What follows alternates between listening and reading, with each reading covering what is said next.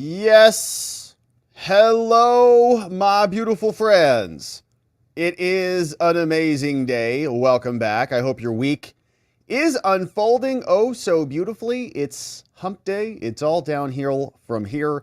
And we're excited to have you here with us today. We've got some good stuff to attend to, a heck of a live stream planned. And so let's jump around and do a preview on what is coming up before we get into it. You can see we're going to start off with some Fulton County business because yesterday there was an 8-hour state board elections hearing that took place.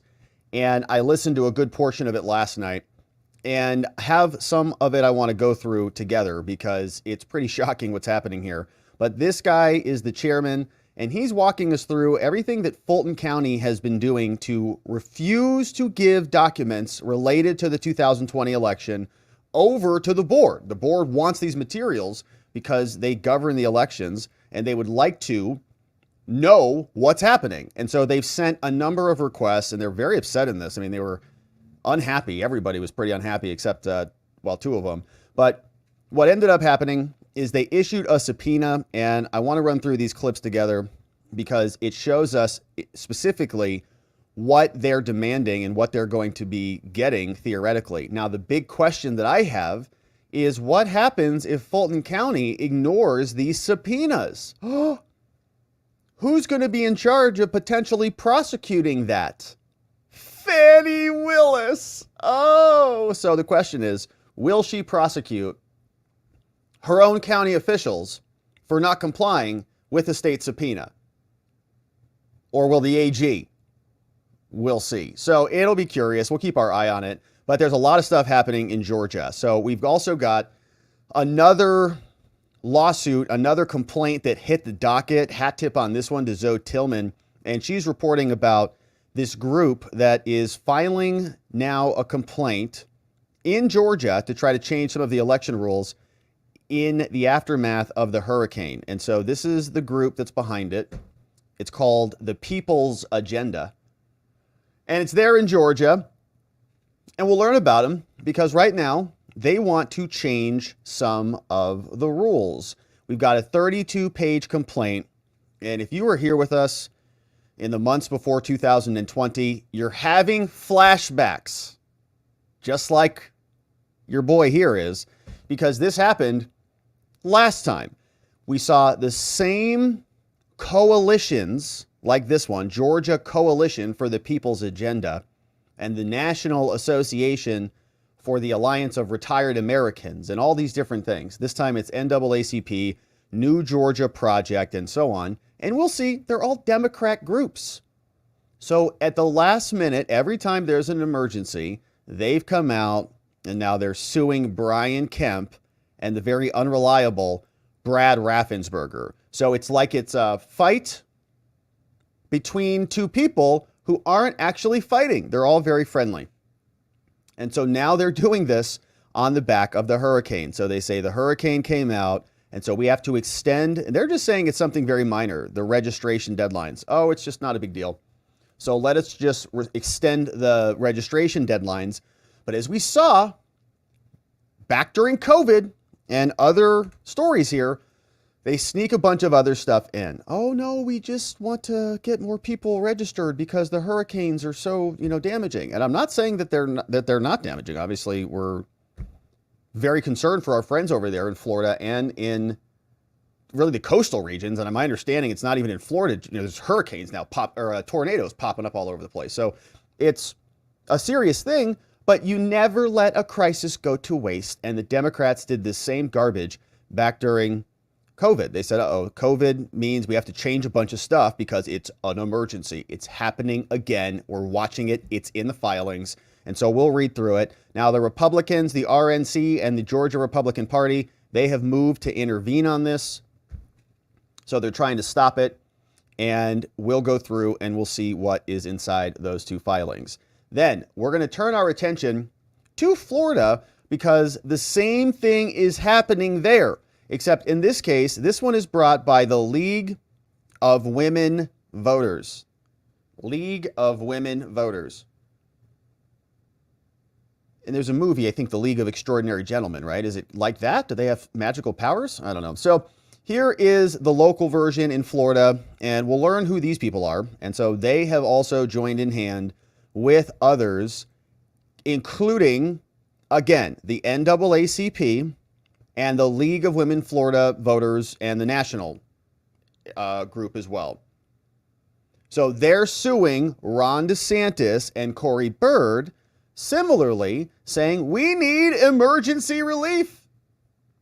The hurricane is coming through, and the Southern Poverty Law Center is now going to be filing this complaint.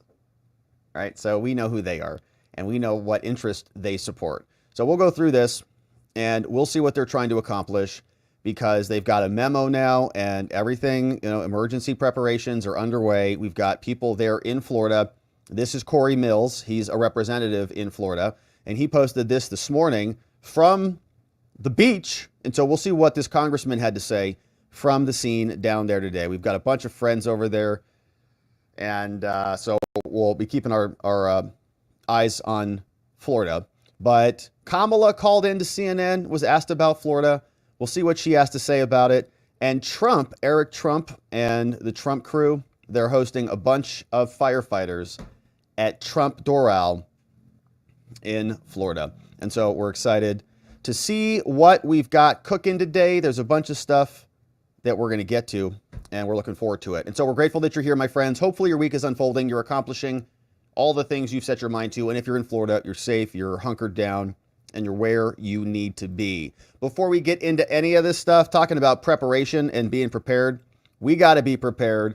One thing that we can do, of course, is get prepared with our friends at the Wellness Company. And we've seen emergencies before. Bill Gates, Economic Forum, John Hopkins, talking about global emergencies, pandemics, and so on and so forth. We had COVID. Here we go again. It's October. There's more emergencies, historical elections, bird flus out there, hurricanes. And so the playbook is usually the same, right? Bring in chaos, bring in madness, and then the government will solve these things for us, but not now. We can be prepared with the Wellness Company. And they've created a medical emergency kit that you see here, packed with life-saving meds, amoxicillin, Z-Paks, backed by guys like Dr. Peter McCullough. And so you don't have to worry about racing around trying to find medication when you need it. You can protect your family now. Go to twc.health/Robert. Use code Robert when you check out. You'll save $30. Don't wait until it's too late. twc.health/Robert. Use code Robert, and you'll get free shipping, and you'll save $30. That way you'll be prepared. Links in the description below, and we appreciate you supporting our sponsors and them supporting our work here. Thanks for that. All right, so now, without any further ado, my friends, let's get to it, because this was a good one, and it's coming out of Georgia. Fulton County, the land of Big Fannie Willis, is now getting a subpoena, and it's coming from the State Board of Elections. They had an 8-hour session yesterday, and there were some juicy tidbits inside of it. Now, a lot of it was from constituents out in Georgia who were there very upset about how the elections are being run there, hours of that.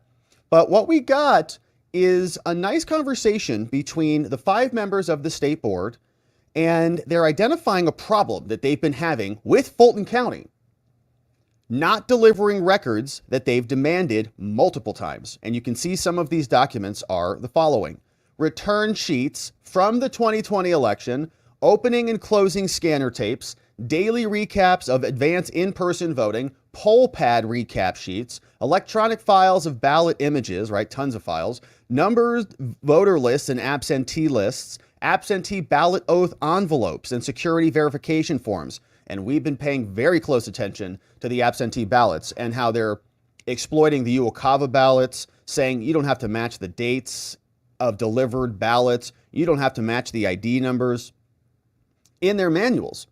In practice, happening now. They're also concerned about chain of custody forms, which are critical. You can't even get evidence admitted in a court of law without chain of custody. What do you mean? Where'd that knife come from? Where'd those blood results come from? So what we'll see is that Fulton County, they say at the State Board of Elections, they're not in compliance. And so let's run through this and break down exactly what's happening. So as we've seen before, there were electoral problems in 2020.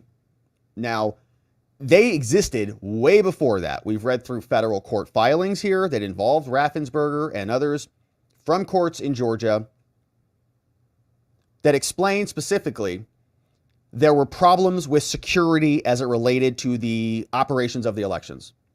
And so in 2020, one of the remedies was they were going to create a monitoring team. So in 2024, Fulton County is going to have a team of people come in and monitor the situation. And what was supposed to happen is they were going to nominate people to go and monitor Fulton County because it was a big problem last time. And we know that Fulton County is a disaster. And nobody expects Fannie Willis and Prosecutor Love to go do anything meaningful to investigate something that's not useful to them, which would be fraud that favors Trump winning or Republicans winning. They would work opposed to that. So now this guy, don't know his party affiliation, but I do believe he's a Democrat because he votes against the subpoenas that are ultimately issued. But he's talking about this monitoring team. Now, what happened is the monitoring team was agreed to by Fulton County. They said, sure, in 2020, after all that madness, sure, we'll have monitoring next time around. But next time around, the monitors need to get approved by the Board of Commissioners, right? So then they send these names over to the Board of Commissioners, and the Board of Commissioners is just slow walking the whole thing. So they just sit there and they don't take any action on the list of names, and the Board of Commissioners hearing has come and passed. And so now those new people who were supposed to be monitoring this election, that Fulton County agreed to have monitoring this election, will not be doing it because the Board of Commissioners there in Georgia has also just kind of delayed it, right? So it's incompetence, it's bureaucracy, it's whatever, but documents and implementation of the fixes that were necessary after the rigged 2020 election are not being implemented by design. And so we're going to pick it up right here. This guy is now talking about this. He's talking about this monitoring team and how this is kind of an issue. And then we're going to hear from this other woman who's also on the board who says, well, I want to know about the other documents, right? Why are they not complying in Fulton with our monitors? They're not complying with our requests. We want documents. They're not even responding to us. We've been very compliant with them and they're not working to help us. So now we're zooming in on this. This was about 3.5 hours into this hearing. So let's jump in. We had a report on the Fulton County monitoring team. I'm going to do that one first. The monitoring team. So last Monday, Dr. Johnson and I met with Chairwoman Sherry Allen, who's chairwoman of Fulton County, and had a meeting concerning the monitoring team. And it lasted approximately 2.5 hours. Okay. And we discussed a number of things concerning the monitoring team. And Dr. Johnson made a proposal to Chairwoman Allen that the monitoring team be expanded, and the expansion would be 2 members selected by each member of this board to be added to the monitoring team. Dr. Johnson then quizzed the board as to who they would like to select, and 8 members were come up with. All right, it's a bipartisan board. On Tuesday on this evening, panel, Dr. Johnson sent that list of additional proposed members to Chairwoman Allen. And my understanding is that no action has been taken on that as of yet. Chairwoman Allen indicated that any additions or deletions to the team or any issues relating to the monitoring team would have to be voted on by the Board of Commissioners for Fulton County. Okay. And the Board of Commissioners were meeting on last Wednesday morning at 10 o'clock. And what happened? It did not, my understanding is it did not come up at that meeting. You're kidding.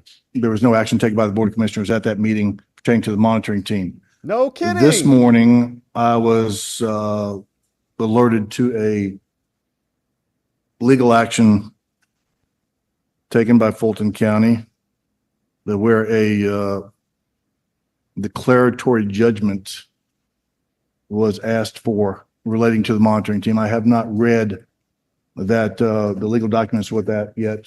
I will supply it to the board my first opportunity. So I don't know legally exactly what they're asking for, what that means. But there was documents apparently that were filed this morning and should have been stamped this morning by Fulton County relating to the monitoring team. And we'll get So those that documents is, when they're published. as much as I know, if you'd like to add to that, Dr. Johnson. Okay, so he just is talking about the monitoring team. And to recap, they were supposed to have a monitoring team. They met with some other council. They agreed that there needed to be at least 8 other people that were sent over. They sent the list over to the people who were supposed to implement it. Another government agency, another government committee says, well, we can't do this without their permission. They send it to them for their permission. They have a meeting. They're like all these things they go through on their agenda. Any other business? Any other business? And they're just like taking that, they're like crinkling it up and like that one thing that's on the agenda, like crinkling it up and like, oh, no. Anything else? Anyone else? No, end it. They cut the meeting. They never bring it up. So they have no permission now and everything expires. Are they going to meet again before the election? I don't know. But now these monitors that Fulton County has already agreed upon are not going to be there monitoring the election. Isn't that convenient? And it wasn't because anybody said no. It's just because things are kind of slow and somebody forgot to take it off the stack. Oh, thank you. I don't know anymore, but I take that as a rejection. Yes. Of the additional members that were appointed by the state election board. It's like a pocket Fulton veto, County's refusing to act. own monitor team with Mr. Ryan Germany. Just to refresh everyone here, this monitor team came about on May 7th with hearing case SEB 2023-025, a complaint by Mr. Rossi and Moncla.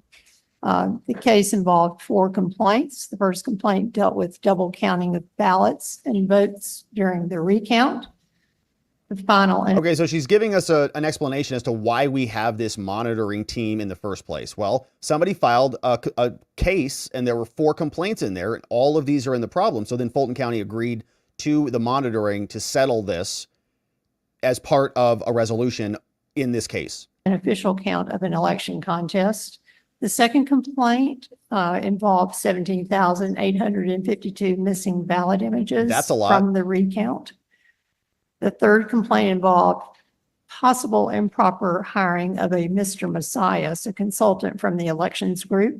Oops. And the fourth complaint involved inadequate documentation of 10 scanners allegedly used during early voting. Oh, so the scanners. Without adequate documentation. Scanners don't have their actual use. certifications. The 20,000 votes that were attributed to those scanners. Bummer. So it's like running your blood through a DUI machine that you don't even know if it's really working. It's like, are you sure that this is a verified machine? Nobody's opened it up and twisted the tubes in there, twisted the knobs in there to manipulate the software. Nobody's tinkering around with this. This came factory sealed, right? You don't eat your DoorDash delivery if it looks like somebody's been inside of it. All right. You reject that. But apparently in Georgia, they just accept the ballots. Like, well, good enough. Doesn't look like it's broken, at least. Mr. Lindsay, a former board member here, made a motion based on a pre-meeting agreement with Fulton County board chair and lawyer to issue a letter of reprimand and implement a monitor team for the upcoming election. Right.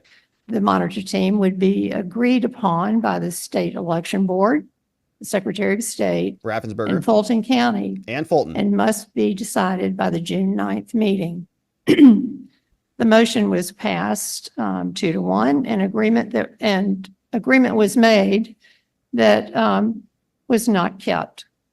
At the June 9th meeting, no agreement had been made for the monitor. Member Johnson, it's July 9th. Sorry, July 9th. The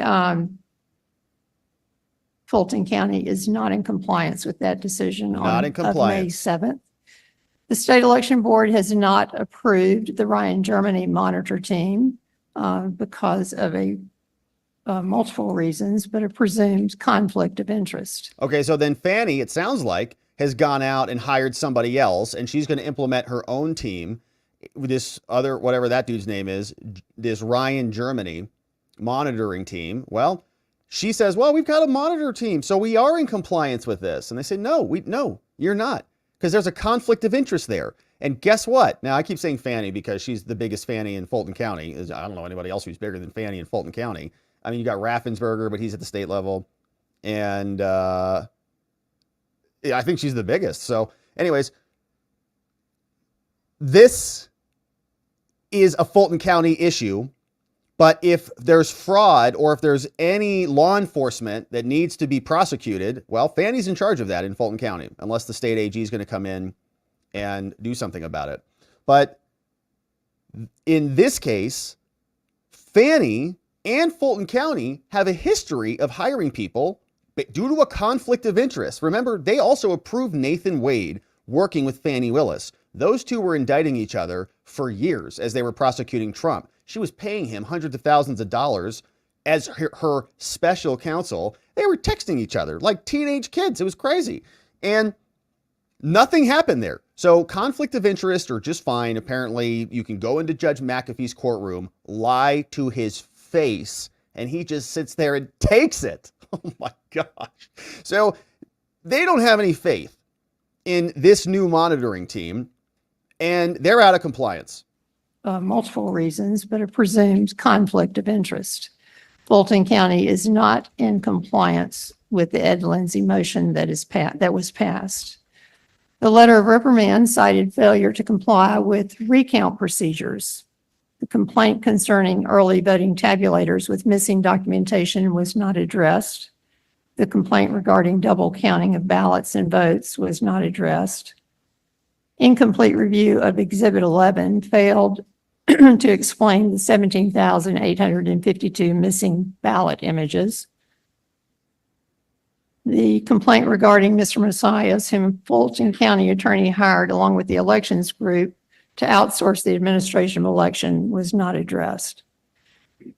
State Election Board reached out to Fulton County multiple times to attempting to establish an acceptable monitor team.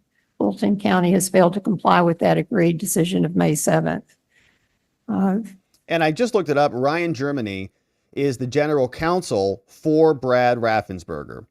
Failure to comply with this state election board requirement requires further investigation be considered. Fulton County has additionally had a number of cases of violations in the past couple of years, past several elections, that appear to be recurrent difficulties with election conduct. OCGA 21-233.1 states that the SEB is vested with the power to issue orders to proceed with other proceedings and investigation. I would like to make a motion to subpoena from the clerk of the court. Let's go. Additional documents.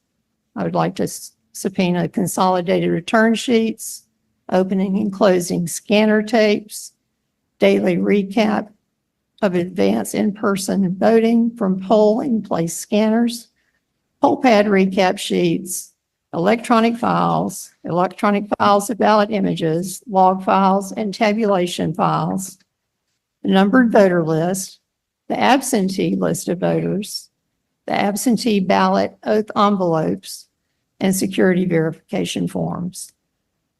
And one final request is the chain of custody forms from the poll manager and technician.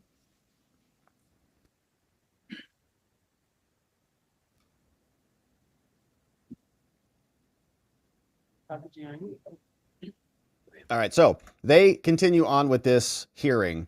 And if we fast forward a bit more, about 20 minutes, we finally jump into the vote. And there was a back and forth on this, but then finally they just say, all right, look, enough already. Okay, they're not complying. They're not here. They're not giving us the documents. They keep delaying our demands. They agreed, and we've already voted on this, so enough already. And they vote in this segment to issue those subpoenas. And watch how little this one board member has value for Brad Raffensperger and his guidance from the Secretary of State's office? This is in reference to them not fulfilling their end of the bargain. We gave them ample opportunities to work with us. We provided them with an additional list, and they refused to do it. They put themselves in this position. They need to produce the documents. Well, Dr. Johnson's motion is requesting documents related to the 2020 election and the 025 case. It has nothing to do with the monitoring necessarily. It's requesting documents from back then, which has nothing to do with the fulfillment of the monitoring. So, Well, it has to do with the same case. It's just all the same. right. And we've been Okay. advised by the Attorney General on this case. And I take his advisement. I respect it. However, I think we should proceed with the motion on the table. That was the Georgia Attorney General, Chris Card, not Any further Raffensperger. discussion? Vote on it. Member Johnson, would you restate your motion? Mr. Chair. I move that we subpoena the clerk of the court for multiple documents from the November 2020 election, including consolidated return sheets, opening and closing scanner tapes, daily recap of advanced in-person polling place scanners, poll pad recap sheets, absentee ballot recap sheets, electronic files, including ballot images, log files, and tabulation files, a numbered voter list, absentee numbered list of voters, absentee ballot oath envelopes, security verification forms, and chain of custody forms of the poll manager and technician. In addition, I request that we subpoena Fulton County to appear at the next meeting. And Fannie Willis, too. Get her butt down there, We have a too. motion on the table. Is there a second? Second. Any discussion? Let's go. Hearing no discussion, we'll vote via voice vote in order of seniority. Member Gazal, how do you vote? Nay. Member Johnson, how do you vote? Aye. Member Jeffries, how do you vote? Aye. Was that aye? That was an aye. Member King, how do you vote? Aye. The chairman reserves his right to vote and votes nay. Motion carries 3-2. Yeah. Subpoena passes, issued by the Georgia State Board of Elections. Next item on the agenda. You can hear a pin drop in that room. Good work, nice victory, and you can see how it has taken forever for them to get there. But if you want to listen to the full hearing, I have it over on X, so you can grab it there. It's over on YouTube. It's a good 8 hours, and there was a lot of juiciness inside. But we also have more election shenanigans in Georgia. Never let a crisis go to waste. We've got a bunch of stuff that just hit the docket there in Georgia. There's an organization called the People's Agenda in Georgia. This is their homepage, the People's Agenda of Georgia. They say voting is a sacred right and a moral obligation. And so let's learn about them because they're filing this complaint against Brian Kemp and Raffensperger in conjunction with the NAACP of Georgia and the New Georgia Project, these three Democratic groups. In my opinion, they're Democratic. Based on what we see here, they're suing Brian Kemp and Brad Raffensperger. And we'll get into the complaint because they're saying that the emergency of Hurricane Helene is going to require some pretty urgent changes to the election. And so we'll come back to that once we learn who these folks are. But they were founded back in 1998 by Reverend Joseph Lowry. They work on civil rights issues, and their mission is to create an informed and concerned electorate. All right. And so that's what they do. That's about them. Meet our staff. You've got Helen Butler, Lyndon Waller, Angela Walker, Evelyn Zachary. They have looks like they have a white woman there, a token white woman, which is nice of them to have some diversity here on the board. But all right, so that's there. And they are the ones who are a part of this filing. So this is their homepage. They say they're based in Atlanta and they work all over the place. Vote your voice. And here in this one, they're paid leave for all criminal justice reform, quality education. Paid leave for all criminal justice reform. Don't really know what that means, but they're registering to vote over here. Dr. Joseph Lowry, this guy, is getting a medal from Barack Obama. He said, "We ain't going back. We've come too far, marched too long, prayed too hard, wept too bitterly, bled too profusely, and died too young to let anybody turn back the clock on our journey to justice." And that reminded me of that Hillary Clinton, "We've come too far from where we started from," when she started her little accent. Remember that clip that got just replayed over and over? And they'll actually bus you to the polls, baby. That's interesting. So they'll take you to the polls. And they're a get out the vote organization. And you can guess who they're going to be getting the vote out for. Now, they're here in Georgia. And they've been joined by the NAACP. And they're filing an emergency complaint demanding some relief. They say, listen, all right, the NAACP, the New People's Agenda, Georgia's People's Agenda, the New Georgia Project, we bring this emergency action to prevent widespread disenfranchisement of would-be eligible voters who are hindered from registering to vote by the October 7th deadline due to catastrophic weather beyond their control. And again, if you were here in 2020, in October of 2020, we were reading a bunch of lawsuits like this, except it was from like the Retired Americans Alliance, right? All these different groups that nobody really knew like what they did or what they were doing, but they were like standing up for rights and things. What are they doing? Then they would sue, and they'd be these friendly lawsuits. And then what would really be happening is they would say, well, we don't want people to be disenfranchised. And then they're, that's like that's the legitimate reason for bringing the complaint. And then they would bootleg in underneath that a bunch of other changes that would give them structural benefits on election day or in counting the ballots or to bring in more UOCAVA ballots or whatever. There are many things. So let's see what they're trying to sneak in here, if anything. Now they write, Hurricane Helene hit Georgia on September 27th. It's the second deadliest hurricane, bringing historic 11 inches of rainfall. We know is bad. Massive disruptions. Communities throughout Georgia lost a bunch of power. Different counties are in a state of emergency. Massive widespread disruptions. Significant impairment of registration throughout the entire week leading up to the deadline. So they need to postpone the registration deadline. It's over. It expired on the 7th. And they say the final week is a historically popular time to register. So data from Georgia's voter files shows that Georgia historically sees a spike in registration on the very last week. For example, 57,000 people registered at the last presidential election. And now that was compared to only 36,000 the week before. Okay, so everybody waits till the last minute to turn in their homework.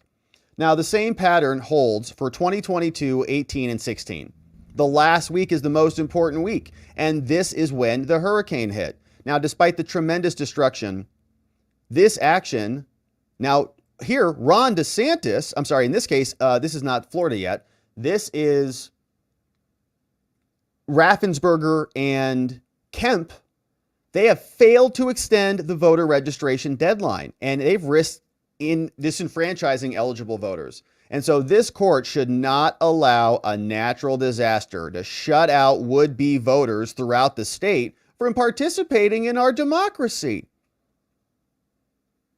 It's like verbatim to what we saw back during COVID. We can't let this pandemic shut out people who want to participate in our democracy. It's a fundamental matter in a free and democratic society. No right is more precious than voting, and the state can and should protect that right by extending the voter registration deadline to the 14th to make up for the time lost from the storm. Right? So is that all? Is that it? They just want to post this back 1 week? Interesting. Now, without relief, many eligible prospective voters who have faced widespread power outages, internet, loss of transportation, government services, and others will be disenfranchised. Now, the NAACP, they say, is a nonpartisan, interracial, nonprofit membership organization. And they've long worked on these issues. They've been forced to cancel even some of their events where Hurricane Helene made landfall. And so if this deadline is not extended, the NAACP will be prevented from carrying out its core mission, which is getting a bunch of people registered. Now, the Georgia Coalition also represents more than 5,000 people, and they've got a bunch of field offices, and they were not able to register people either. They conduct voter registration activities, and so these internet outages made it difficult for them to do this. Same thing here for the Georgia project. They weren't able to go door to door to get all their people registered, and so now we need to extend the deadline. Because of Hurricane Helene, they've not been able to complete its voter registration activities, and so they need an extension to go finish the job. Now, the Secretary of State, Brad Raffensperger, is responsible for implementing the elections. That's why he's named in this complaint. Now, the court has jurisdiction over it, and the Voter Rights Registration Act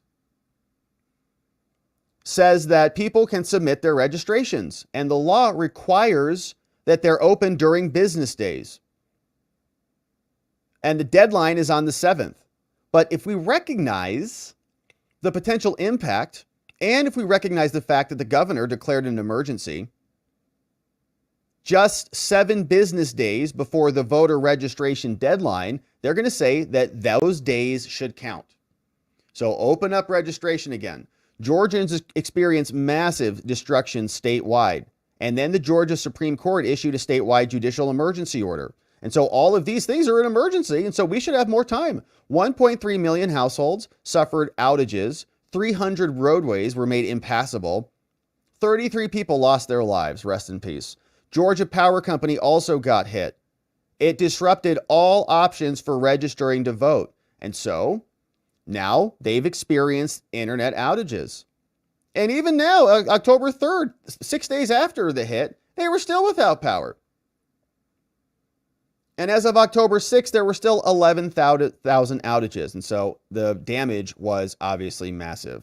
Now, the closing of many election offices means that Georgians couldn't register in person. At least 37 county election boards were closed. And so we've got to get these things extended. In fact, on Bullock County, on their Facebook page, they said that we're down. The governor has refused, despite all of this, to coordinate with these offices to extend the voter registration deadline, despite acknowledging Helene's devastation. And by the way, if the governor came out and extended the deadlines, he says, you know, this is an emergency, he said, and extended it, he'd probably be sued by these same people for doing that, just to be clear. Hurricane Helene also badly disrupted mail-in voter registration in Georgia. And the Postal Service suspended mail services. We're going to keep our eye on that one too. In 8 postal facilities, all operations were suspended. In 3 of the postal facilities, all operations were suspended in that county. Losing access to voter registration during the final week is particularly injurious to voters. People's ballots just get blown out of the water, get blown away, or their registration forms. Interest in an election tends to grow as we get closer. In the last election year, 57,000 people registered the final week. So they're saying there's like about 20-ish thousand people in, the final week, more than the second to the final week. And so now maybe we've lost about that many people. And moreover, 1,400 prospective voters also submitted voter registrations after Hurricane Matthew in 2016. And we also had to cancel a bunch of activities. And so the closure of several boards of elections and more all had to happen all across these counties. NAACP was forced to cancel at least 10 registrations. A significant number of minority voters were affected.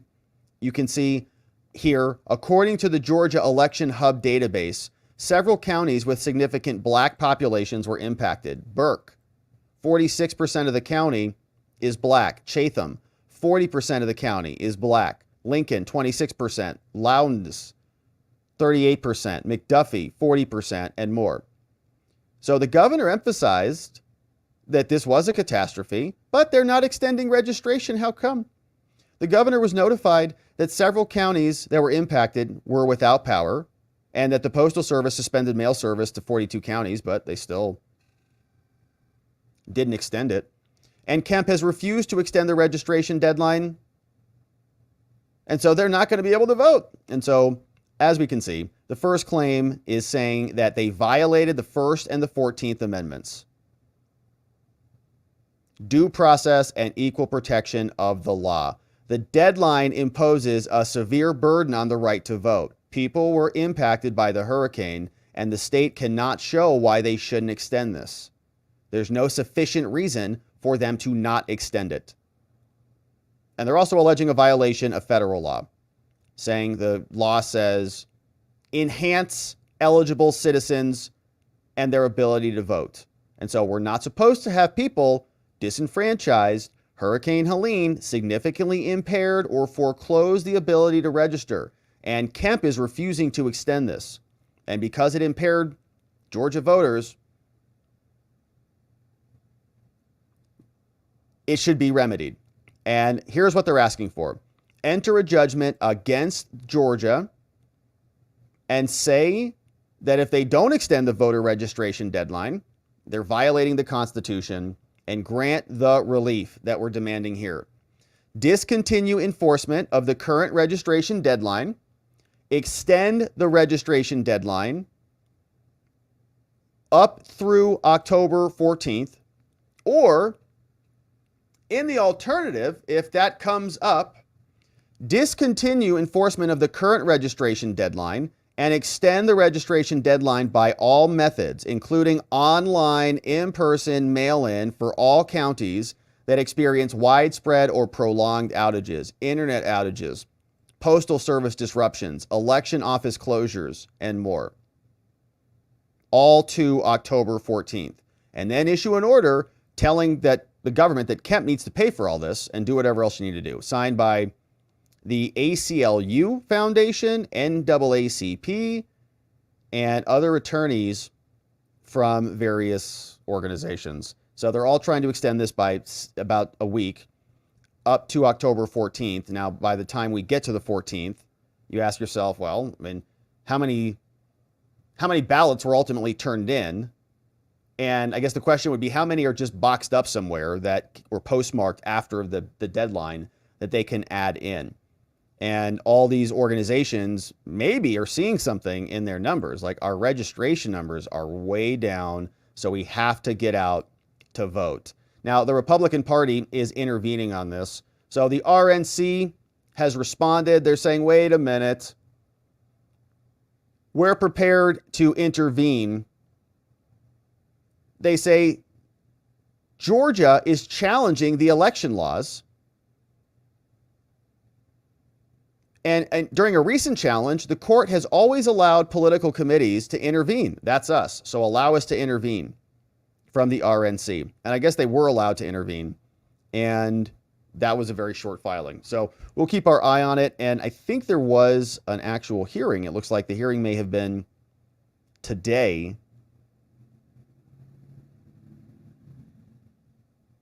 And so we'll keep our eye on it. But as you can see, a lot of shenanigans happening out in Fulton County. And Steve Sadow, Trump's defense attorney, also posted this on X.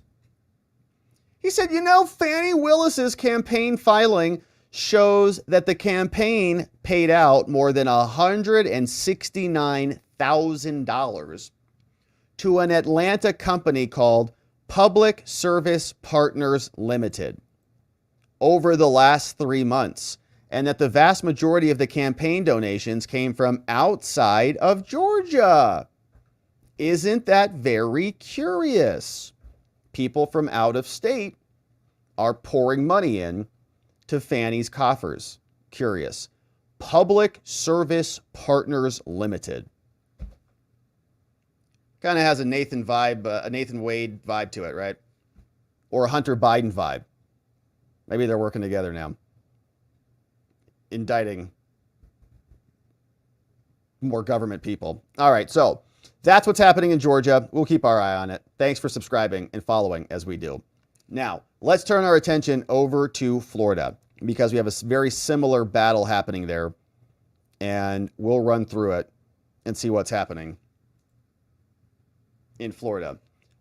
An emergency election filing coming from the League of Women Voters, making its way in the Florida courts on the back of the hurricane, saying that the emergency brought by these hurricanes justifies opening voter registration periods so that more Democrats, evidently, can go and register to vote and maybe swing the balance of power of America.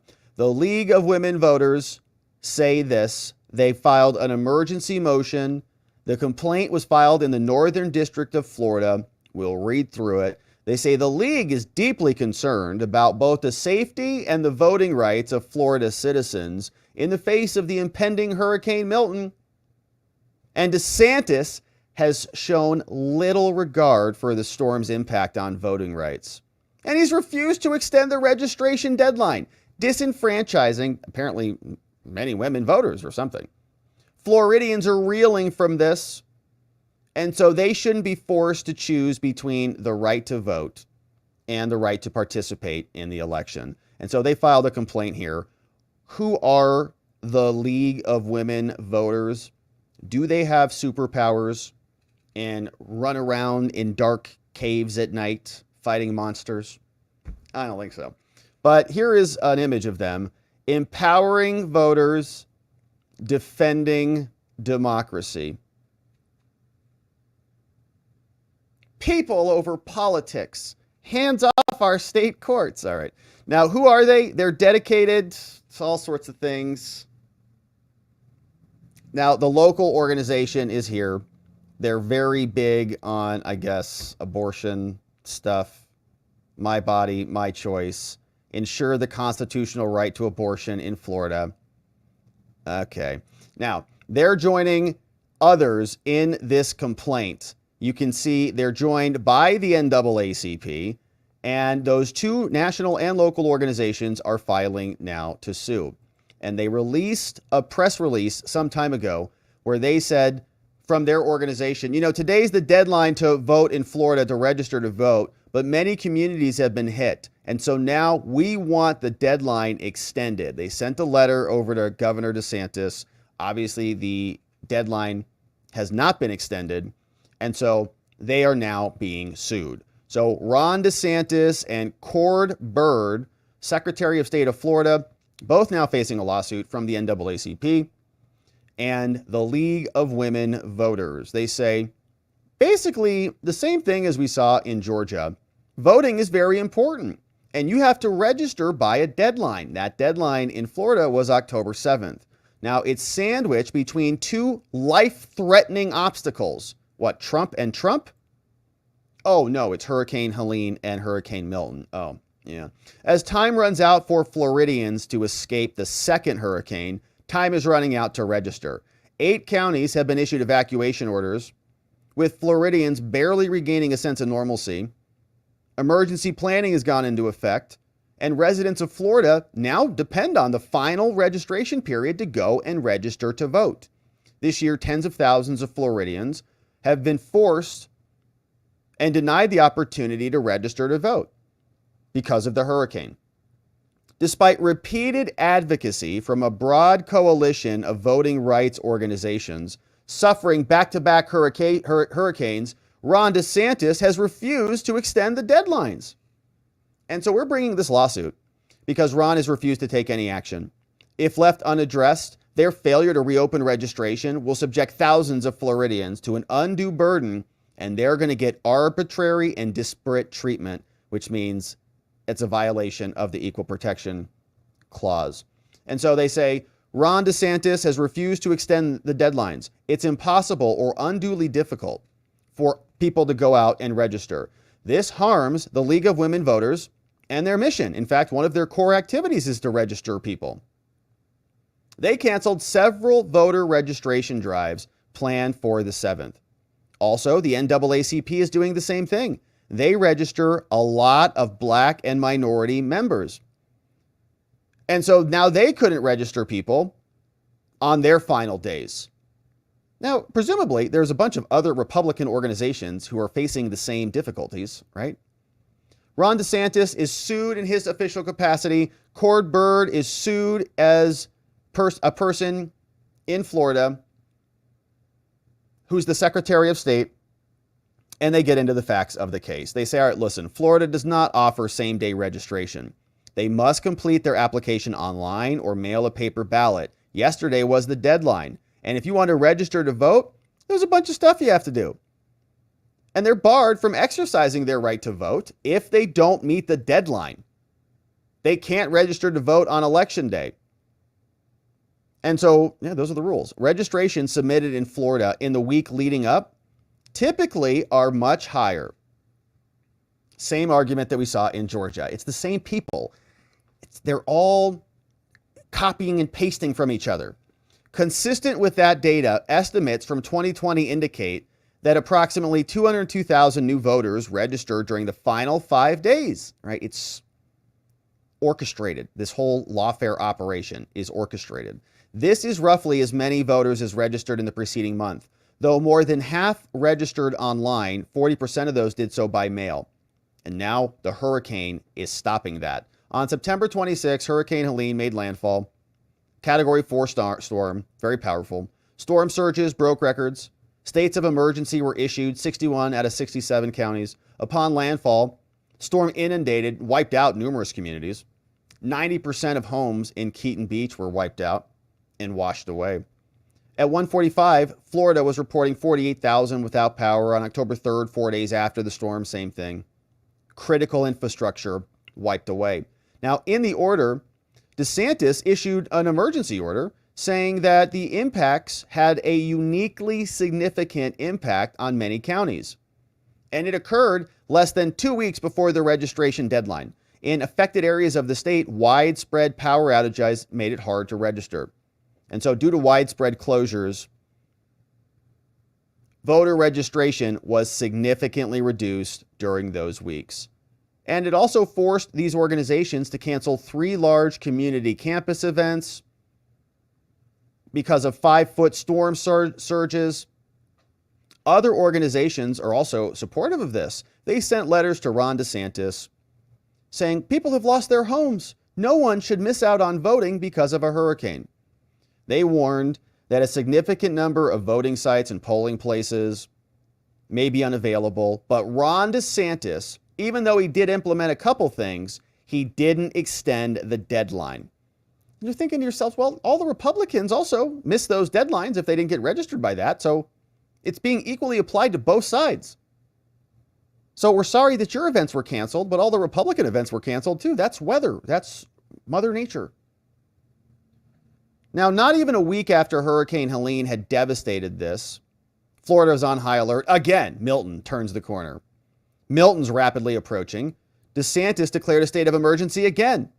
And it's bad, 175 miles per hour yesterday, making landfall any minutes, maybe now. The storm continued to intensify. People saying, I beg you, I implore you, evacuate. Florida residents fearing for their safety left. Hurricane Milton is compounding Helene. And since seeing how disruptive this is, we all urged Ron DeSantis to take action and extend the voting deadlines. They said it's unreasonable for us to try to vote and flee Florida. Now, understanding the impact that the storm would have on voters, said it's unfair to disenfranchise them. But on October 7th, the supervisor of election offices were working feverishly to try to meet the needs of voters who were impacted by the storms. They said it's hard to gather data on residents who could have registered but didn't, said some advisor. One supervisor office was also closed yesterday, and so people couldn't register. So a panel event called on them, that was canceled. Florida NAACP, which is predominantly voters and registrants of color, are especially impacted. Closures of clerk of courts and courthouses have impacted, apparently, those communities. Now, in the area most severely impacted by the 2 storms, like Lee County and other parts, they still have no access to mail delivery. And so it's very challenging to get them registered. Now, DeSantis has broad authority to make election changes in the event of emergency. He could have extended this. He did before, one day after Hurricane, Rick Scott did that after Hurricane Michael came through. But today, Florida is not protecting its voters. In the same breath in which he urged residents to evacuate and prepare for the hurricane, DeSantis refused to extend the deadline, choosing instead to force residents to choose to focus their attention as the storms draw nearer. He said, people can register today. There's nothing inhibiting you from registering today, so just go do that. So they say it's the same claim, all right, violating First and 14th Amendment due process, equal protection clauses, as we saw. Some people can vote and others can't. So the law is not protecting them equally. And so Ron DeSantis should be forced to extend those deadlines. As a result, enforcing this is being done unfairly. Some people, especially people of color, are being impacted by this in violation of the Equal Protection Clause. Floridians inland in areas not affected by hurricanes could have registered on time because they weren't ordered to evacuate, but other Floridians were ordered to evacuate, and so they're not treated fairly. There's no rational basis, talking some constitutional law, legal standards there, test standards, favoring voters inland. You can't let the people inland vote and the people on the coast not vote. This is disparate treatment of Florida residents solely based on their geography. It's unfair and it's arbitrary. And so the state cannot do this. And therefore, Ron DeSantis should be forced to extend the registration deadlines. They're also saying it's a violation of U.S. code, which probably the exact same statutes as the Georgia case. And they say the public interest strongly favors reopening the registration deadlines, strongly in favor of the voters. Concurrently with this filing, they've also filed a motion for a temporary restraining order, ordering them to reopen voter registration for at least 10 days, stopping them from enforcing the 10/7 deadline, ordering the secretary to disseminate the injunction to all 67 supervisors of all the counties and say, just take those registrations in, and awarding them costs and anything else that we want, signed by lawyers from the Southern Poverty Law Center. Amazing, isn't it? Southern Poverty Law Center, Southern Poverty Law Center. All these organizations are, as we know, only interested in equal protection of the law, not in creating institutional structures that serve their party's continual electoral victories. Now, this Congressman Corey Mills is there in Florida. He posted this morning as Milton is about to make landfall. Hey everyone, Congressman Corey Mills, Florida 7th District. Want to give you a quick update. As we know, the storm is moving in. We're getting to that point where evacuation is no longer an option for many, so sheltering in place will have to be that. If you're living in a mobile home that is unable to have tie downs, if you're having any type of issues where you require full-time power, whether you need oxygen, whether you need different things, please look at the shelters and also call our offices so we can direct you to a location. Give you a quick update on what's going on. We've got about 25 different generators, 3,000 to 5,500 watts each, with another 40 9,000 watt generators coming in, and 50 Starlink systems as well for our perishable, non-perishables, diapers, wipes, and water. So we will be picking up those other generators tomorrow. The 15 of those will be distributed in Seminole County to help with the shelters as well as for whatever the Emergency Management Center is looking for. I've been in contact with Commissioner Jay Zimbauer as well as for Alan Harris, who is in charge of the EMC there as the manager.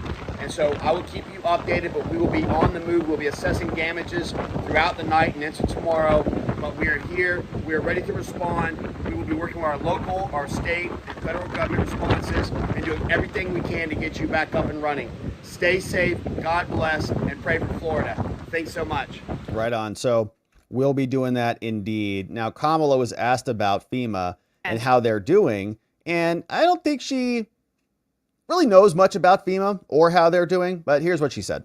And Madam Vice President, I just want to follow up on the FEMA readiness part of this discussion. We heard the Administrator Deanne Criswell say earlier today that the agency is down to $11 billion in disaster relief funding because it spent about $9 billion just over the last week. Are you confident FEMA has the resources to manage what we are, never mind what we're about to see in Florida, but of course, that's on top of Hurricane Helene 2 weeks ago? FEMA absolutely has the resources that it needs now and to deal with this hurricane as it hits and the aftermath. And of course, we want Congress, when they come back, to do their job of making sure that they pass legislation to provide more aid, because again, this is really historic in terms of what we've seen. And so we do need to buff up the aid and assistance that we give FEMA, understanding that this is unusual and may be, sadly, the new normal. But you don't believe that, because Congress is not in Washington right now, you don't believe that they need to come back earlier in order to give FEMA more resources? FEMA has what they need right now. Okay. Yeah, they've got a lot, apparently. They've got so much extra money, she can give like $350 million to Lebanon and announce that on X. Now, people who actually are being useful and helping are over at Doral in Trump land. Doral? Eric Trump posted this. He said, "We're honored to have 275 incredible linemen from FPL at Trump Doral as they get ready to respond to the aftermath of Hurricane Milton. You are amazing, and the Trump family and the entire state of Florida appreciate you. Enjoy the rooms. They're the best in Florida." Shout out to our first responders. Joshua Hasu. Keith Wells. Cody Johnson. Yep. Ben Williams. Kyle Erickson. Who are you? Kyle. All right, so they're bracing for impact, and we'll be keeping our thoughts and prayers directed their way. And if you're over there in Florida, we'll be thinking of you as the storm comes through. My friends, that is going to be it for us on the day. Now it's time to see what you have to say about it. If you're just joining us, we had some election litigation updates that we talked about today. We had updates from Georgia. We listened to the state board election hearing where they issued subpoenas for Fulton County, and that is exciting. We can't wait to see what comes back from that, and if those subpoenas are not complied with, what will the recourse be? Will Fani Willis do something about it? Time will tell. We also talked about Florida and election litigation that's happening there. It is a beautiful Wednesday. Let's see what you have to say about this. We've got some great comments that have come in. And of course, today, my friends, is Wednesday. We are just Thursday, Friday, Saturday, 3 days away from the Eric's House virtual fundraiser, which we hope you join us for. If you go and follow the link that is down in the description below, you can add this event to your calendar, October 12th, this Saturday. I'll be emceeing the event, 3 hours at the Eric's House YouTube channel. Eric's House is a nonprofit organization. They help people who've lost someone due to suicide, overdose, or tragic death. A lot of pain, unfortunately, in this world. A lot of people feel alone. They're suffering in grief. They don't need to go it alone. Eric's House is set up to help people through that process, as I've gone through the process, as my family's gone through the process. We're trying to pay it forward. And so, as you can see, some great donos have come in over here. The link is down below. Look at this one. Jack and Lee Smith sent in this dono, paying some tributes to our friends. Please apply the gifted amount for one-on-one grief counseling sessions to those in need. These sessions helped my husband and myself to find the strength necessary to move forward after the loss of our sons. We will be forever grateful to all those at Eric's House and for the lives of our beautiful boys, Tyler and Jared, who are forever in our hearts. Rest in peace to Tyler and Jared, and God bless you, Jackie and Lee Smith. Ugh. Yeah. So that's what I'm talking about, okay? That stuff happens, and people are alone, man, and lost. And so they come to Eric's House, they have those sessions, and good things happen. So we're really grateful for that. Mama Govea is over there, and she got that dono brought in. So shout out to Tyler and Jared. Rest in peace, brothers. We've got Cynthia sent one in yesterday. Thank you, Cynthia, for that one. And AJ sent one in yesterday as well. And so this Saturday, our goal is to reach $50,000. Your boy is going to be matching. If you're donating under my name, I'll be matching it. So we'd love to have you come and donate at some point, and we very much appreciate it. It's a really, really awesome group, and a lot of people are needing some love. So thanks for that. All right, so Knox Bierman is in the house, and let's see what some of these amazing donos look like. Knox is here. What's up, Knox? Says, sharing this from Jimmy Dore. FEMA turns donated supplies around as they're private and not from companies on the, quote, preferred contractors list. Shout out to Jimmy Dore. That's interesting. They didn't go through Pete Buttigieg's private approval process. Makes sense. Chubby says, I wonder when the Democratic groups in Nevada and Arizona and California will file their lawsuits for emergency election changes based on the hurricanes over here, based on the weather. What's our excuse? Illegal aliens? What's up, Ollie? Good to see you, Ollie. Bringing in one new membo. CF Martin is coming in, courtesy of our friend Ollie, who's been a membo. Hey, Sheila Pooh, 1 month to a full baby. Sheila Pooh, I feel like we already have multiple babies together. It's been that good, you know? I love this channel. Thank you, Sheila Pooh. Membo for 8 months. That's almost full term, Sheila. We love you. Thanks for being here and for being such an amazing membo. You're awesome. And for bringing in so many new membos. Rick D says, so a MOU basically that was filed right before the meeting. Again, the Dems agree to something to avoid the courts. Yes. Yes, they enter into these settlement agreements so that they can settle it however they want and the courts can't interfere with it.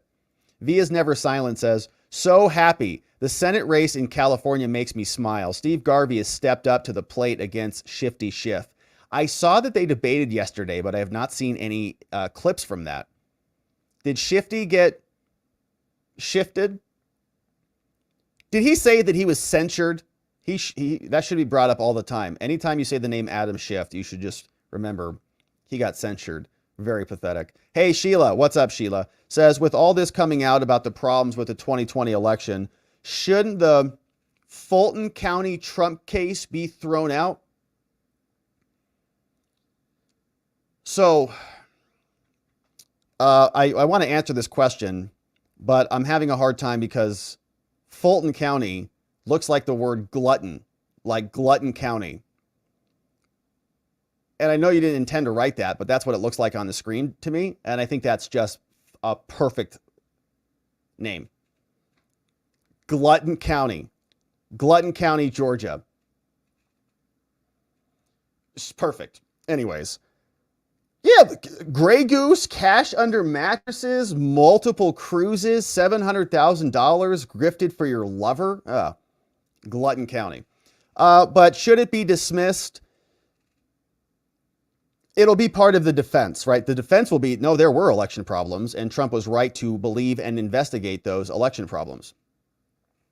But I don't think that, the judge is not going to take a look at what they're seeing here and then, like, if you had a just prosecutor who was actually interested in justice, the prosecutor would say, oh, no, there were actual problems with the election. Trump was investigating those things. So these charges don't have probable cause, and the prosecutor would not bring the charges in the first place. But it's Fanny. The whole process is corrupt, and McAfee has allowed the process to be corrupted. So it should be thrown out, but it will not because the process is corrupt. What's up? Jennifer says, watch and work the polls this November 5th, my friends. It is your right, nay, it is your duty to do so, fam. From Jennifer, if you can do it, it's a good thing to do if you can do it. And we'll be here on election night, so we're not going to be able to go and actually do that. I mean, last election we did, I think, like an 8-hour stream. So I think we'll be here. But if you are in Arizona, by the way, and I forget to mention this, but if you are in Arizona, if you're a lawyer or a law student and you want to get involved in the Republican team, let me know because I do have a contact there. And they need people like day of the election to be there monitoring. And we'll be here monitoring, but if you're in Arizona, they're looking for people. So let us know. Thank you, Jennifer, for the plug on that. Hey, Rick D says, since the wackos started in the 70s, we knew as kids you don't eat candy that looks tampered with. Why is vote irregularities so hard not to eat? It's a great analogy, Rick.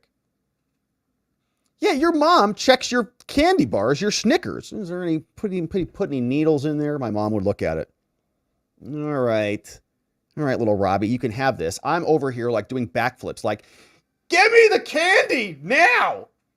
What's in there? I think this one's okay.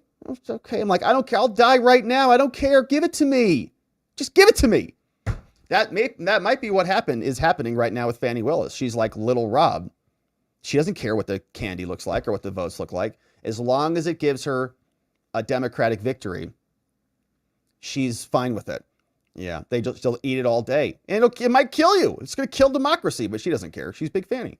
Hey, what's up? We got John Gonzer. What's up? Gonz in the house. 10 months as a membo. That's a baby plus one. Says, I'm still here from the east coast of Florida, hanging on. Yeah, I heard John. I think I saw Julie Kelly posted. I think she's down there too. That there was like tornadoes on the eastern coast, on the east side, which is just kind of terrifying. Hey, one old guy's opinions. What a nice comment. What a nice dono. Thank you, one old guy. Says civil rights have morphed into authoritarian enablers. That was a noble cause to power grabbers in a political party that used their own ancestors. The greatest trick the Democrats ever pulled was convincing black people that they didn't own slaves. Yeah, that was a pretty interesting trick that they pulled. And they now say that they're the party of kind of everybody. You know, they promise everybody a bunch of different, like reparations, for example. Like, for example, that thing was hilarious in California. Gavin Newsom like forms a committee to investigate reparations. They hold hearings and come up with a number. Then they kind of get laughed out of the room. It's like, why? Is that progress? In any way, shape, or form at all? Was that a progressive thing? Is that what they do? Is that the Democrats? All right. And, we still see the numbers that demographic is still voting for Democrats in huge numbers. So maybe they are representative. Hey, BH Williams says, NAACP suit says, can they name one person who has been disenfranchised? I'm willing to bet that in that part of Georgia, and North Carolina, they don't move in or out much. Like they're staying there and they could have voted. Yeah, I mean, I guess the response would be, if we're using their language, well, no one has proven in a court of law that anybody has been disenfranchised. Like we didn't see any affidavits. Maybe they had affidavits in other portions of the filings. But okay, so what if people didn't attend your events? Maybe they still got registered anyways. So what? Was anybody actually harmed? You don't even have standing. We should just dismiss them all on standing. Third proverb.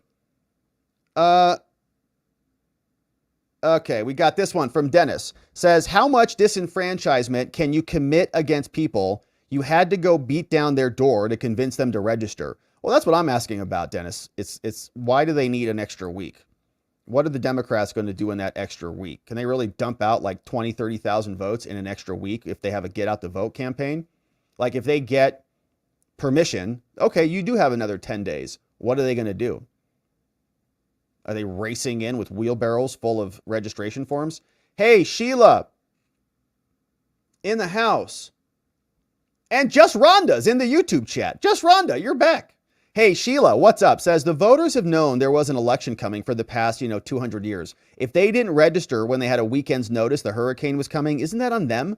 Learn not to procrastinate, dudes. Yeah. That's the rule everywhere you go. I don't care if there's a hurricane or anything, right? Turn your assignment in, right? How many times have you had a professor? Just upload it to the portal. Don't send me an email. Upload it. You have 1 month to do it. So upload it early. Do not ask me for an extension. You will not get it. I don't care. Really? Yeah, you have 4 weeks to do it.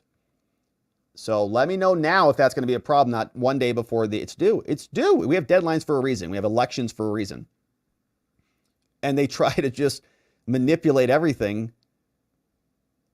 for their own purposes. Kathy Chinette, what's up? Says, tomorrow cover North Carolina. Elias is here doing his monkey business.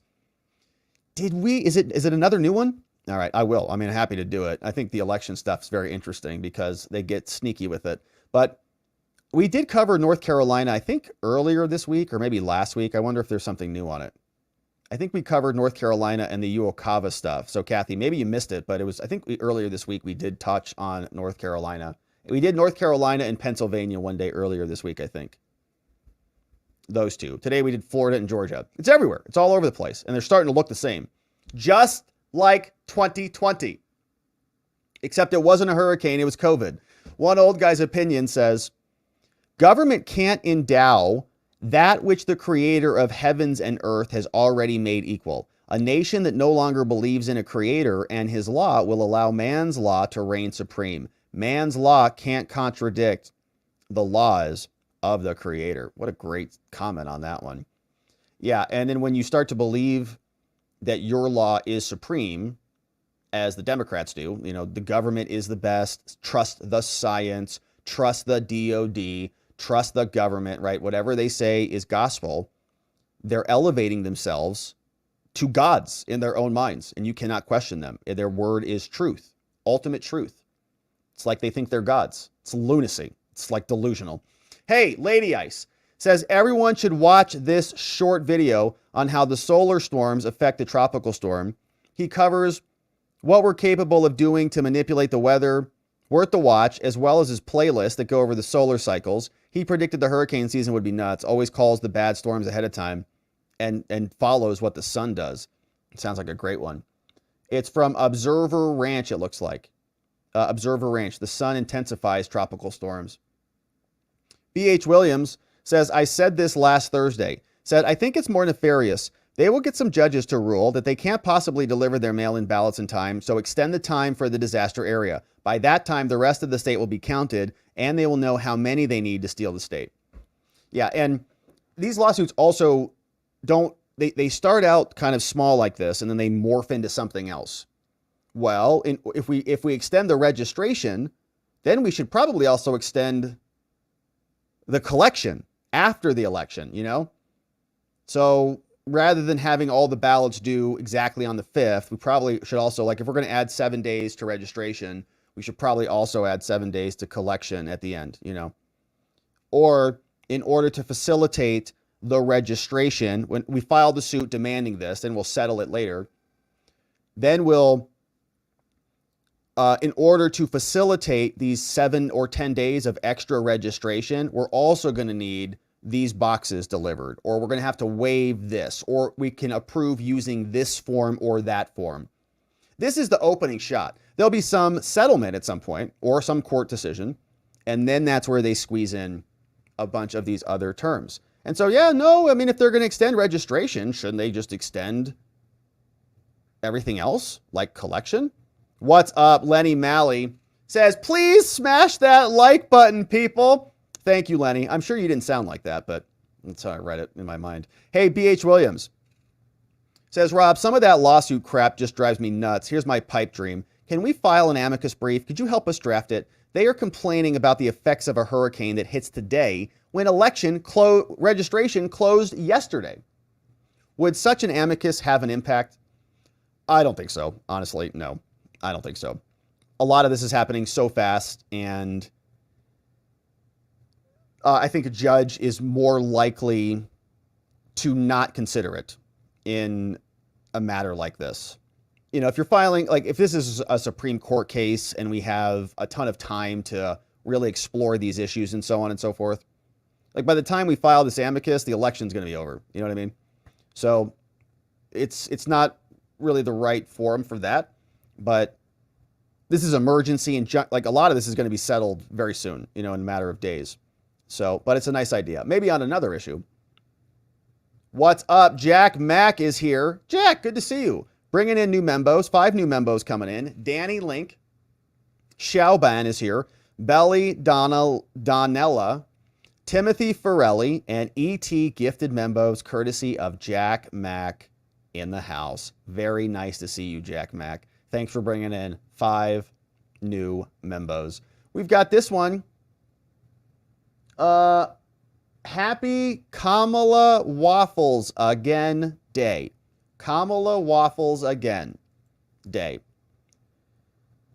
Waffles are great. I don't have enough waffles in my life, that's for sure. One old guy's opinion says, Some people were forced to evacuate and not register to vote. Other people were forced to evacuate and vote. Jeffrey Adams says, I just came through the Northeast, through the top right eye wall, and I think we're okay. We'll go out in the eye and check the house. What? The hurricane just hit you, Jeffrey Adams? For real? That's crazy. You made it? We're glad you're okay. That's awesome. Hey, Chelly says, I am in QLD, Australia. My state election is the 26th. It's my responsibility to ensure my voter registration is up to date in order for me to vote. Is this not the same in the US? Do you not have a long run up to voter registration?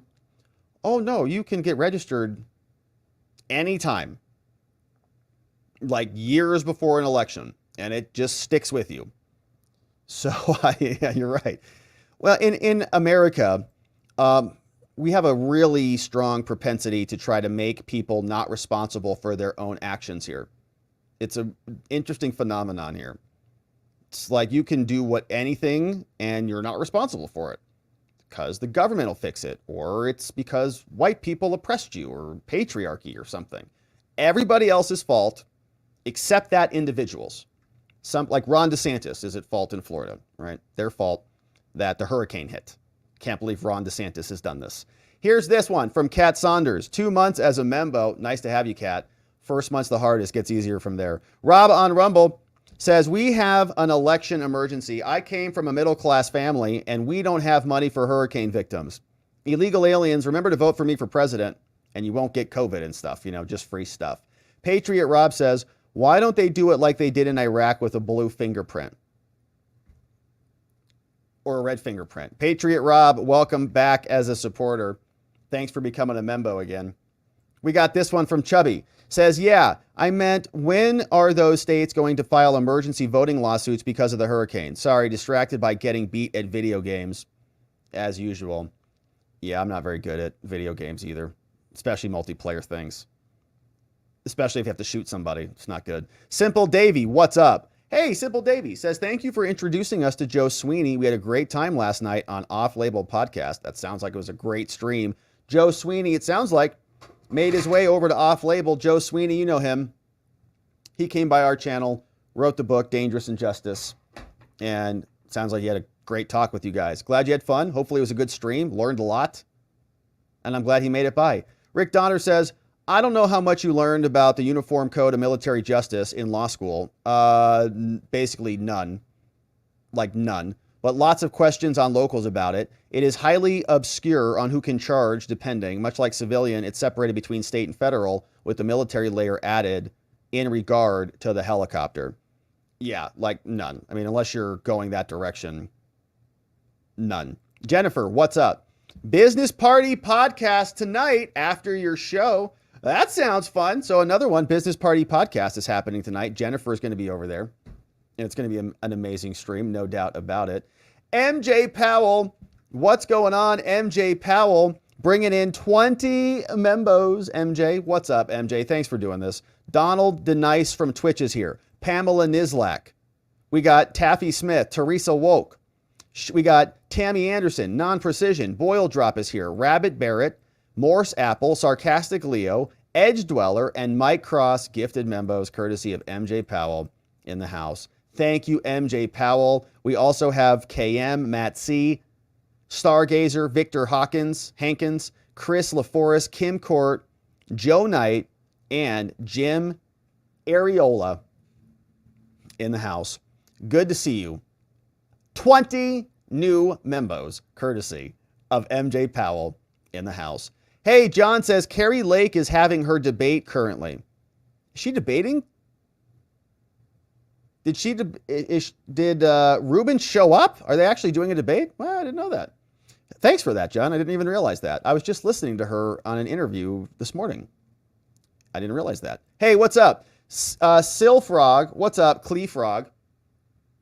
Hey, thanks for keeping us updated at this time when we need more people like you. Well, thanks for being here and joining us, Cleefrog.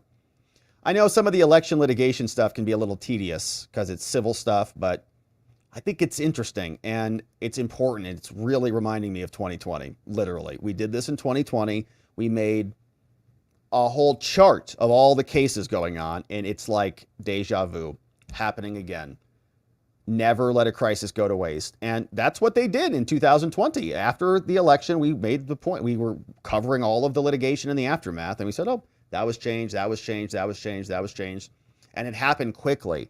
And unless you were absolutely looking for it, you were never going to see it, right? The mainstream public never saw any of it. And they're doing it again. Hey, Jack Mack says, maybe we should have a non-alcoholic drinking game.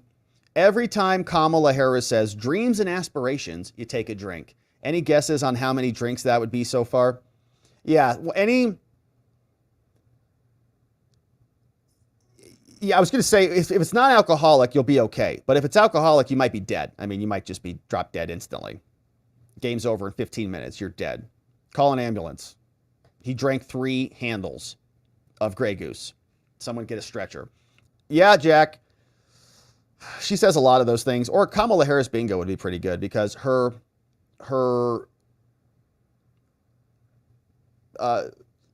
dossier of materials that she dips into during her little media blitz is dwindling by the day.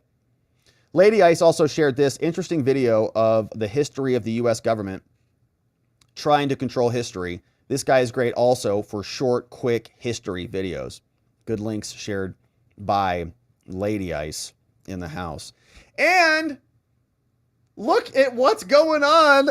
Knox Bierman is amazing. So Knox Bierman is a defense attorney in the great state of Texas. She has an awesome law firm called Libra Law. And Knox has been a good friend of our great community for a long time and a great part of the show. I mean, Knox is here contributing all the time. Says, I have to keep you competitive here. So Knox is on Team Madison, which is very fair. It's fine. It's fine, Knox. It's fine. I no hard feelings. Maddie's amazing. I mean, I would donate to her too. Flea Speech. What's up, Flea Speech? Sent this one in 18 minutes ago. Says, thank you, Bobby G. God bless. Thank you for sending that in. Flea Speech. Grip Van Wrinkled in the house. Sending in a dono. Going to Eric's house. Going to be helping some good people. Find some hope. Find some healing. Hey, David DeSell, a.k.a. Dog Digger in the house. He says, Rob, tell Mama Govea she's doing a great job. Oh, and you are too. Ha, ha, ha. Yeah, Mama is really MVP on this. Your boy just kind of supports them. They're the real magic makers. And I'm not even joking about that. I don't even know how they do the work they do, but it's incredible. So Mama G, MVP in the house, along with the rest of the team. And Chris T. Thank you, Chris T. What a nice dono. Thank you for sending that in. No message on that, Chris, but very generous. All going to good stuff, going to good people who really need it. And so, my friends, we'd love to have you come join us. Check the link in the description. If you know anybody who's interested in this stuff, we're going to have a great presentation this Saturday, October 12th. Add this event to your calendar. 12 noon to 3 p.m. Arizona time, Pacific time. Add 3 hours to that if you're on the East Coast, 3 to 6 on the East Coast. And it's going to be fun. Last year, we did 4 hours. We had a drum circle. We had a bunch of people talking about recovery and grief and healing and some health stuff, some wellness stuff. It's been really good. So come and check it out. We'd love to have you. Links are in the description below. And if you can make a dono, it's going to really good people who need the help. And your boy is matching whatever you guys send my way. We're going to be matching that. So thanks for doing that. All right. And so any other comments before we wrap it up? Rick D says, civil cases is where most law happens, in my opinion. Most law. I think that's true. Yeah, I mean, in terms of quantity, volume. Yeah, I mean, a lot of people can be involved in civil cases, but not as many people are ever charged with crimes, which is a good thing. But civil cases can be extremely boring too. And so criminal law are really where the interesting cases are. Hey, Norman Lee Smith Music says, hey, what's up, Norman Lee Smith? Says, thanks for the update and analysis, Rob. My latest release. All right, so music fans, check out Grateful Reggae. It's live on Spotify and iTunes. So please enjoy, ? There's no question about it. Just enjoy it. All right, don't question it. Just do it. All right, so enjoy it. Grateful Reggae. Sounds great. And hey, Donut is Lincoln. Man, Donut is amazing. We love you, Donut. Thanks for doing that. Donut linked over there in the chat. So check out Norman Lee Smith's music, Grateful Reggae, live on Spotify and iTunes. It sounds great. I had to, Norman. Thanks for that. All right. So let's pop over to X, say hi to X. Before we wrap it up, go over to locals, watchingthewatchers.locals.com. Tomorrow, we've got a schedule change. Tomorrow, we're going to be live early. Don't have a time pinned down exactly yet, but we will be early. Are we not streaming live on X right now? I think we are. Do we have any comments? I don't really see any comments. Where'd the comments go? Here's what I'm seeing. Where are the comments? Hello. Hello. Go down. All right. Well, that's why. Here's what it looks like. That's why nobody can see it. All right. Jans is here. Says Fulton County is so corrupt, and GD Pops is saying they're anti-bias. They're biased against Trump as well. All right. So that's what we've got over on X. And so, my friends, you know what that means. We are going to leave it there on the day. So tomorrow, as I mentioned, I've got an event all day. I think it's from like 9 a.m. to 9 p.m. And so we're going to do an early stream in the morning. Don't know what we're going to have in store to attend to quite yet, but we'll figure it out. And I'm sure there'll be something amazing that we'll be able to debrief here together. And so plan is we'll be back tomorrow morning to get into it again. Before we wrap it up, I want to thank our amazing mods. Thank you to Donut for clipping so hard for us today. We got John McGarvey in the house. We have K-Bean, Carrie B, always modding the fort down for us. Playing hooky, we see. It's great to have the best mods on the whole internet right here with us today. We love them. All right, and so my friends, that is going to be it for us on the day. We are going over to watchingthewatchers.locals.com. If you're a YouTube member, you can join us on Telegram. Just go over to the community tab section, click the link there for Telegram. We'll see you over there. Membos, we do normally streams in the morning. We had a great stream this morning, so if you missed that, check that out. This morning on the members only stream, we went long, like 90 minutes. We read through the Afghanistan indictment, the Afghani national indictment, and covered some other good stories. And so we'll have segments on those coming out later. But we'd love it if you joined us as a membo, watchingthewatchers.locals.com or on YouTube. My friends, that is it for us on the day. We are going over to locals. We'd love to see you there, but if we don't, well, we're going to be back here tomorrow. It's going to be an early show, but we're going to need to see you right back here so that together, with your help, we can shine that big, beautiful spotlight of accountability and transparency down upon our system with the hope of finding justice. Make it a beautiful night, my friends. Sleep oh so very well. We'll see you right back here tomorrow. Bye-bye.